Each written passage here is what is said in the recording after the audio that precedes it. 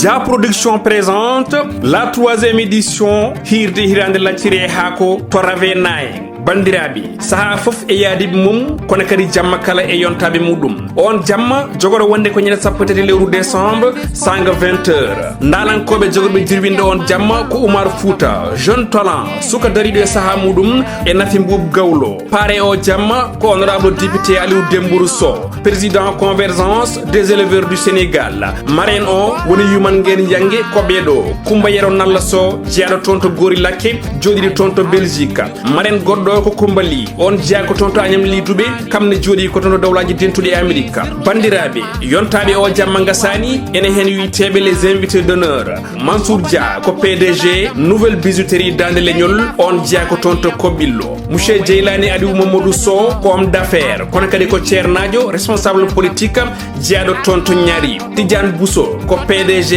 TB compagnie Kankayiri peinture on jeya ko toon to Agnam Siwol Acca Diallo madame Sall ko joom suudu maire mo Bakel ceerno Amadou Sow jeyaɗo toon to wuro Dekle Fulɓe bandiraɓe wotomo luuta o jamma joggude e lowdi Patam Lamiri programme o koni sifori sanga 20h ko nden hoɓɓe bismete mbaɗe e condition ngaji moƴƴi sanga 20h10 golle ɗe puɗɗo 20h15 ko discours Abou Samba Diop gardiɗo Pidi TV 20h30 ko nden artiste gadano fuɗɗoto golle muɗum koye nder hen gadduɗo ngo miijo jamma hirde e hirande lacciri ha ko ƴettata konngol woni Salidia 21h45 ko conférence e toɓɓere suɓane nde tawi yuɓɓinto on conférence ko Abou Samba Diop e woɗɓe hono makko en ko nden artiste ɗimo kamne toƴƴata dande yimɓeɓe belto koye nder hen ko faɗa ko yettoto woni nden hirande lacciri haako entrée unique woni ticket gote on ɗon jamma kujunnaji ɗi mbuuɗu 10 000 francs CFA so tawi cuɓiɗa ko tabal ngaliɓe joyo kujunnaji nogas woni 100 000 francs CFA bandiraɓe wotomo luuta o jamma yontaɓi kono kadi jamma patam lam jam wale mon bandiraɓe musidɓe tedduɓe hettiɓe heeɗiɓe daroɓe Ayaw Pindi TV en garte kattande jomiraɗo e subakande o kam ƴettina noon ko sifa e kelle kattande jahandeji leydi Sénégal joni palen koye jahandeji ɗi altine sappo e jeeɗiɗi lewru novembre hitande ujunnaje ɗiɗi e nogas e joyyi ko sifa e kelle gadane jahandeji leydi Sénégal eɗen puɗɗoro e jahinde guendiri nde Le Soleil hono no ɓe mbaɗiri kamɓe musidɓe jahandiyankoɓe ɓe garti koye on ɗon randono e PDS mo ganduɗa ka yuɓɓinino ɗum ɓe ganduɗa kañumen goni koninkoɓe leydi Sénégal ɗum koko yowiti e on ɗon ñalawma ɓe mawninanno ñalawma teddiniraɗo koninkagu leydi Sénégal ɓe kolliti noon kay wonande kay on ɗon festivité uddiri ko yowiti on ɗon randonnée PDS mo ganduɗa kay ɓe juɓɓini ɗum e ñalawma hanki o ko ina tolni e kilométre uji 5 ko ɗum woni koɓe mbaɗi e nder lamorgol ngo Dakar ɓe kolliti noon wonande kay e on ɗon randonnée PDS to hoorejo leydi ndi Bassirou Diomaye Diakhar Faye tawtoronoma ɗum hono no waɗiri e jayande ganduɗa kay kam woni jayande guendiri nde Le Soleil kamɓe musidɓe men jaydiyankoɓe ɓe garti e nden ɗon eɓɓore nde jogui jaggoɗo kalfinade ko yowiti e diƴƴe kam e assainissement kolliti kay wonande lancement on ɗon programme mo ganduɗa kay ko ina tolni e 30 milliards taw copareji meɗen franc CFA ko kañum kay woni ko waɗa lancé ñande aset nde toon to Kanel honno wiiri kamɓe musidɓe men jaydiyankoɓe ganduɗa kay kam woni jayde guendiri nde e jayde Le Soleil e jayde source a kañum arti ko yowiti alhaali mayde on ɗon mo ganduɗa kay kañum woni chauffeur bus mo ganduɗa kay kañum woni duppanoɗo toon to Yara ɗum noon wonno ko hitande ujunaji ɗiɗi e nogas e tati e tumunande ɗiɗon seppoji mbannoɗo ete nder leydi ndi on ɗon chauffeur bus mo ganduɗa kay ko ligne 65 mo ganduɗa juppanomo toon to Yara ɓe kolliti kay on ɗon chauffeur ko kañum kay woni ko hawri e ladial e ñalawma heccenki o toon to Thiès honno wiiri kamɓe musidɓe men jaydiyankoɓe ganduɗa kay kam woni e jayde source a jayde Rewmi quotidien kañum arti ko alhaali on ɗon divergence politique mo ganduɗa kay nena woni hakkude hoorejo leydi ndi kam e hoore jagorɗo muɗum Ousmane Sonko ɓe mbitande ko goto e gonnoɗo ete hoorejo leydi e nder adunde Afrique kañum kay naati e médiation woni ngam dogde hen koyɗe jaam hono no wiiri kamɓe musidɓe men jaydiyankoɓe ganduɗa kay kañum woni jayde wiyetede e jayde Rewmi quotidien ko waɗa ɗum ko kamɓe musidɓe men jaydiyankoɓe ɓe garti e on ɗon clôture ko yewti guddugol on ɗon semaine mo ganduɗa kay kañum woni teddiniraɗo koninkoɓe leydi Sénégal ɗo ɓe mbi titon nde woni ko koninkoɓe wallidiɓe ɓe ganduɗa kañumen goni e Jeux olympiques de la jeunesse mo ganduɗa kay nganni yuɓi neɗɗo e nder leydi hitande ujunnaji ɗiɗi e nogas e jeegom hono no wiiri e jayde ɓe kolliti kay kanko hoorejo leydi ndi Bassirou Diomaye Diakhar Faye o waɗi participé e on ɗon randonnée pédestre mo ganduɗa kay waɗi e ñalawma hanki o taw noon yuɓɓi ɗum ko koninkoɓe e leydi Sénégal jayde ganduɗa kañum woni jayde le point kañum arti ko e médiation hakkude omo ganduɗa kañum woni Ousmane Sonko kam e Diomaye ɓe kolliti kay won ɓeɗo tato toɗɗaɓe gam ɓe mbawa dogde hen koyɗe jaam e ɓen ɗon tatnoɓe kolliti wonde kay ko omo ganduɗa kañum woni homme d'affaires o Harouna Dia wondude omo ganduɗa kañum woni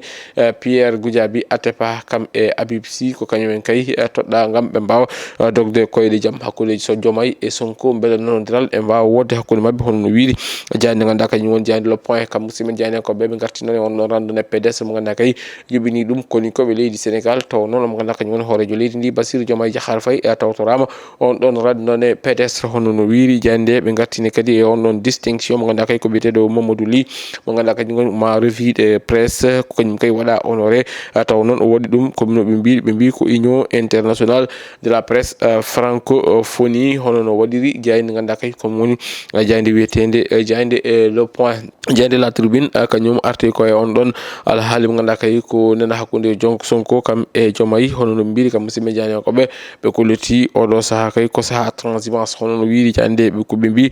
ko Diomaye waɗi dépouillé woni tan ko arditima ɓe mo ganduɗa kañum woni e Sonko kam e Macky ɓe kolliti noon ko ina ɓuura temedde tati e maire mo ganduɗa kay kañumen goni ganni walla ni ɓe mbaɗi rejoindre on ɗon coalition mo ganduɗa kay kañum woni coalition Diomaye président hono no waɗiri jande ɓe kolliti ko ina ɓuura o ganduɗa kay kañum woni feccere e dendagal mairuji tawateɗi e nder leydi Sénégal kañumen kala oɗo saaha joni paari gam tawtoyde omo ganduɗa kañum woni coalition mo Diomaye président hono no waɗiri e jande kam musidɓe jani ko ɓe garti noon e on ɗon cormam ganduɗa kayne tawe hakkude Diomaye e Sonko ɓe mbi ko oɗo saaha joni ko deƴƴere kay woni ko teska wonande kay yoga e ministére uji kam e DG ji hono no wiiri jayde ganduɗa kay ko kam woni e jayde wiyetede e jayde la tribune jayde Sud Quotidien kañum woji ɗum ko ala haali ndenka e kisal hono no ɓe mbi ko zinim ɓe mbi ko Mali toon to Mali caggal ɓe ganduɗa kañum goni e pelle jihadiyankoɓe ene tawe toon to leydi Mali ɓe mbi noon Sénégambie ɓe dokki konngol mo ganduɗa kañum woni docteur Bakary Samb mo ganduɗa kay oɗo saaha joni nena waɗa alerté woni tan nena jertina ɗum ko yewti on ɗon fannu mo ganduɗa kay oɗo saaha joni ene huula ko yewti haali ndenka ka e on ɗon fannu hono no jayde waɗiri kamɓe musidɓe janiyankoɓe kamɓe musidɓe janiyankoɓe ɓe jande le site quotidien jayde Vox Populi kañum arti ko e ko yewti ala haali on ɗon cormami garɗa kay ine tawe hakkude Diomaye e Sonko ɓe mbaɗi toon natal mo ganduɗa kañum woni Mimi Touré kam e Fadilou Keita hono no wiiri kam musidɓe janiyankoɓe ɓe garti noon e ko yewti ala haali caɗele on ɗon groupe WhatsApp ɗum ine tawe e jayde nde kono de kadi kam musidɓe janiyankoɓe ɓe dokki konngol mo ganduɗa kañum woni Alioune Tine mo ganduɗa kay ko kañum woni Alioune Tine kañumne kadi e suuti e konngudi muɗum holliti kay wonande kay oɗo saaha ko rivalité au sommet de l'état ko ɗum kay woni ko wona hono no wiiri kam musidɓe janiyankoɓe ko ɓe dokki konngol mo ganduɗa kañum woni gardiɗo lande socialiste Aminata Mbengue Ndiaye o eriɗo Diomaye e Sonko nde pamodirta saabu ɗum o holliti wona kamɓe jeeyi leydi ndi ko dendal fofofen hono no wiiri jayde ganduɗa kay ko kam woni jayde wiyetede e jayde Vox Populi jayde Record Quotidien en payi e jayde coftal ɓalli nde kamɓe musidɓe janiyankoɓe ɓe garti koye on ɗon 3e journée Ligue 1 mo leydi Sénégal ɓe kolliti kay wonande o saaha joni ko Casa Sport ko kam ardi e dow gartigu hono on doggol hono ko yewti e championnat mo leydi Sénégal ɓe gartini kadi équipe guendijo mo leydi Sénégal mo ganduɗa kay nena huccani pottal cilagal ko yewti e leydi Sénégal hakkude muɗum e leydi Kenya ɓe mbitande ko premier séance d'entraînement ko yewti e on ɗon match mo ganduɗa kay fuɗɗima toon to leydi Turquie ɗum ko caggal nde leydi Brésil foɗi leydi Sénégal ɗiɗi e ndigga e ngal ɗon pottal cilagal bandogal toon to Londres comme musidɓe janiyankoɓe noon ɓe garti e Pape Thiaw mo ganduɗa kay suuti konngudi e fandu ɗum e caggal on ɗon défaite mo ganduɗa kay leydi Sénégal heeɓi ɗum hakkude muɗum e leydi Brésil ɓe gartini kadi wonɗo élimination les Lionceaux du Sénégal tawa waɗi ɗum ko leydi Ouganda gotel e ndigga hono no wiiri jayde ganduɗa kadi kañum woni jayde record quotidien jayde point actu sport kañum arti koye on ɗon revers mo ganduɗa kadi kippo guendijo mo leydi Sénégal folama ɗum tawa fooli ɗum ko kippo guendijo mo leydi Brésil ɗiɗi e ndigga kam musidɓe janiyankoɓe ɓe garti noon e on ɗon CAF Award 2025 ɓe kolliti kay wonande tato ɓe ganduɗa kadi kañum goni finaliste en ɓe andama ko omo ganduɗa kañum woni Achraf Hakimi wondude e Mohamed Salah kam e Victor Osimhen ko kamɓe tato goni finaliste en ko yowiti e on ɗon fannu bandiraɓe musidɓe tedduɓe hettiɓe heeɗiɓe daraɓe a yaw Pindi TV ko ɗum wonno komin kemno robinadade ko sifa e kele gadan e jayndeji leydi Sénégal adi meɗen e robine jayndeji wonata ko janggo subaka soko gen haaji ɗo e nden min mbi on jokke ɗoftade kam e rewidade programme uji ɗi Pindi TV oto jejjite so yi ha waktuji sappo e tati yoni ma en gartuɗo ete gam yettinan ɗon kabruji moɗon ɗemgal Pulaar ko adi nden min mbi on yon gone jaam.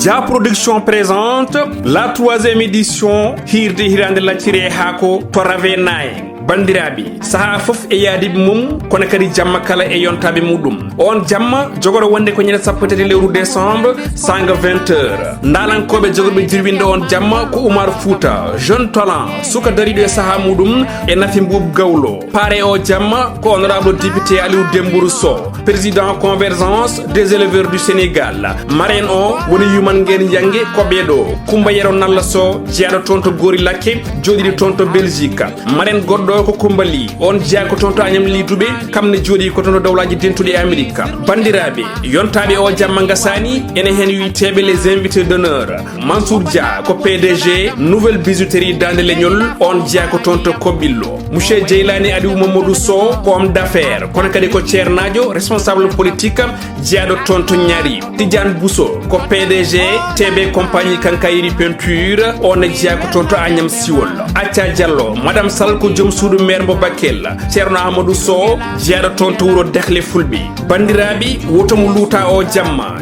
joggude e lowdi Patam Lamiri programme o koni sifori sanga 20h ko nden hoɓɓe bismete mbaɗe e condition ngaji moƴƴi sanga 20h10 golle ɗe puɗɗo 20h15 ko discours Abou Samba Diop gardiɗo Pindi TV 20h30 ko nden artiste gadano fuɗɗoto golle muɗum koye nder hen gadduɗo ngo miijo jamma hirde e hirande lacciri ha ko ƴettata konngol woni Salidia 21h45 ko conférence e toɓɓere subane nde tawi yuɓɓinto on conférence ko Abou Samba Diop e woɗɓe hono makko en ko nden artiste ɗimo kamne toƴƴata dande yimɓeɓe belto koye nder hen ko fada ko yettoto woni nden hirande lacciri e haako entrée unique woni ticket gote on ɗon jamma kujunnaji ɗi mbuuɗu 10 000 francs CFA so tawi cuɓiɗa ko tabal ngaliɓe joyo kujunnaji nogas woni 100 000 francs CFA bandiraɓe wotomo luuta o jamma yontaɓi kono kadi jamma patam lam